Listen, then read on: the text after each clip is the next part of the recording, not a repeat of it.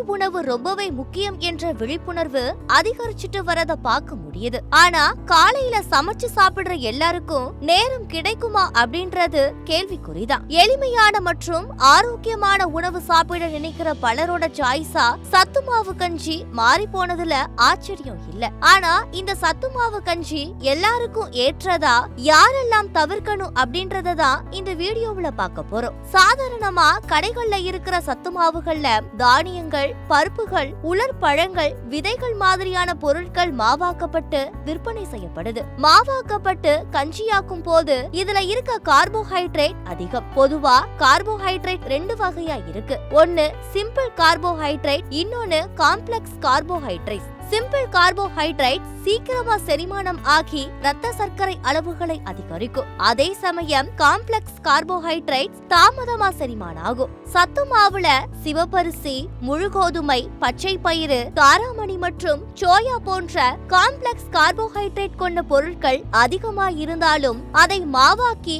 கஞ்சியா குடிக்கும் போது அது சிம்பிள் கார்போஹைட்ரேட்டோட தன்மையை பெற்று சீக்கிரமா செரிமானம் ஆகிறது. இதனால ரத்த சர்க்கரை அளவுகள் அதிகமாகிடும் என்பதால நீரிழிவு நோய்களுக்கு சத்துமாவு கஞ்சிகள் சரியான உணவு கிடையாது என்பதே உணவியல் நிபுணர்களின் கருத்தாக இருக்கு. அதே சமயம் சத்துமாவுல சேர்க்கப்படுற பொருட்களை வச்சு சப்பாத்தி, இட்லி, தோசை மாதிரியான தன்மையில புரோட்டீன் நிறைஞ்ச சைடிஷ் கூட சேர்த்து எடுக்கிறது சிறப்பான அணுகுமுறையாக அமையும். இப்படி செய்யும் போது காம்ப்ளெக்ஸ் கார்போஹைட்ரேட் செரிமானம் ஆக நேரம் எடுக்கிறதால சர்க்கரை அளவுகளை கட்டுப்படுத்த முடியும் என்பது குறிப்பிடத்தக்கது.